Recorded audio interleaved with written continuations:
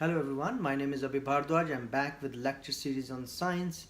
Today's topic is going to be plastic pollution, and I have chosen my kitchen to do this lecture because I find plastic everywhere in my kitchen. When we talk about plastic, we should know that we are introducing about 390 million tons of plastic every year. That means globally about 390 million tons of plastic is produced every year, and it's increasing year after year. So that's very big cause of concern. And why it is cause of concern is that plastic causes many environmental problems all around the globe, and we need to address this problem at the same level as we talk about, for instance, global warming. So let's get started. So when we say, I'll give you an example. When you go for grocery, for instance, you buy a grocery, and all your grocery comes almost packaged in plastic containers. So say for instance, I bought this, and that is in plastic containers. So anything you see which we buy from grocery store comes in a plastic container.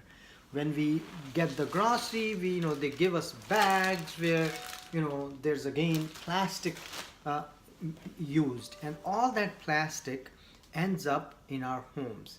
And say if I have to drink water, I use plastic bottle, which contains my water. So I'm, everywhere I'm using plastic, knowingly or unknowingly. Say if I have to cook my food during lunchtime, I'm using plastic container to heat up my food in the microwave. Now the problem is that the plastic is not made up of one compound. Plastic is made up of many inorganic and organic compounds, and some of them are harmful for our health. For instance, bisphenol. Bisphenol A is known to be one of the ingredient for making plastic, and it has been found out that bisphenol A is carcinogenic. So that is, that's where I have serious concerns when we heat up our food in the plastic container which goes in the microwave. So in microwave, how it works is it works on the water basically. So heating up the water molecules, and what happens is that when you introduce the plastic container in there, so the very heat melts this plastic, and it mixes this up with our food, and that food ends up in our body. So first of all, it goes in our digestive system, ends up in our liver, and then from there transported to many cells throughout our body. And when you look at our cells have different organs. They have different parts. They have, for instance, nucleus, they have Golgi bodies, they have mitochondria, they have all these different parts of the cell. But the nucleus is the part of the cell which have chromosomes and DNA, and that is where the problem is, that these chemicals which our cell doesn't know how to take care of. For example, bisphenol A doesn't know how to take care of it, affects the cell's mechanism, and it ends up. So say when you look at our cell, it produces RNA and protein, which tells the cells to reproduce, how long it's going to live, how it's going to reproduce, how many cells it's going to reproduce to. And when this kind of chemical enters our cell, it confuses it, and it leads into mutation, and cell mutation then leads into our cancer cells, which causes different kind of cancers in humans. So very important that these containers should never be used in the microwave to heat food. What else you can do? You can use ceramic, or you can use, for instance, the glass containers which are microwavable, but do not ever use the plastic containers.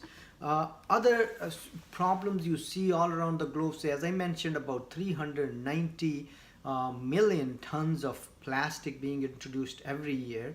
Most of it, so say 10% is the only plastic which is being recycled throughout the globe, but 90% ends up in our landfills, water bodies, and then most of it going into our oceans also from rivers and choking our oceans.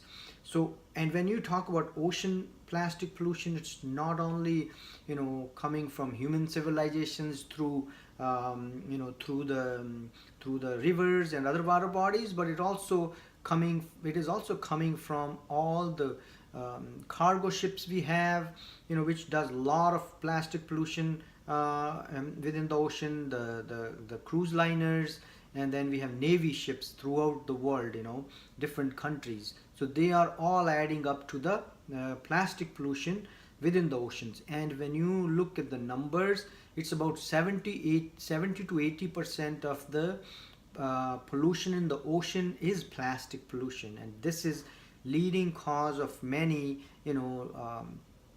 deaths of living organisms within our ocean. So for example, fishes to turtles to, penguins to any other, seals to seahorses to any kind of animal, you name it, and they're affected by plastic pollution, because plastic pollution is, again, it's a micro, so there are different type of plastic pollution, right? There are micro, there are macro and mega, and the micro ones are the ones which, can enter any animal's digestive system, and then, the mega ones, many animals can get choked by eating it, especially when you look at the land animals, especially cows in many countries.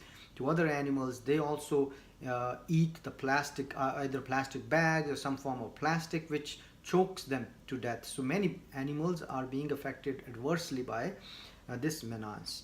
Other thing you see when you look at plastic takes forever to recycle in nature. For instance, when you look at a plastic bag, if I throw it outside and if stay there in nature, it can take 500 to 600 years for this to recycle. So that is the, and then different plastic might have different, time period, recycling time period when it comes to naturally getting recycled. So some stays thousands of years there and would not be recycled. So it's a very big problem. Now, how can we make sure to take care of this menace which we have created? I mean, this is a human created problem as well. So what we need to do is, especially when you look at developed countries, they do have recycling programs, which is good thing. So most of the plastic is being recycled, but not all of it still. So that's, the one which is ending up in landfills or other areas where it's not being recycled. That's where the biggest cause of concern is. But developed countries are doing better than the developing world, where most of it ends up in the environment and it's not being recycled, and that's causing permanent problems, within the environment. What we can do globally as individuals. So, when I talk about this, what we can do is remember 3 R's. So reduce, reuse, and recycle. Very important, when you think about plastic. So reuse as much as you can. Reduce the use of, new plastic in your, household, or whatever activity you're doing. Try to reduce the use of plastic. And so choose, for example, alternates. If when you go for grocery shopping, do not get the plastic bag, get a cloth bag with you, maybe a couple of cloth bags, and bring those. Are reusable, so you can bring that every time you go to the grocery. Same thing, you look for the alternative ways rather than using cloth. So reduce the use, and then whatever you have already produced, recycle. Very important that we recycle our plastic all around the globe. This has to be done at a war footing again, because this is causing multiple problems.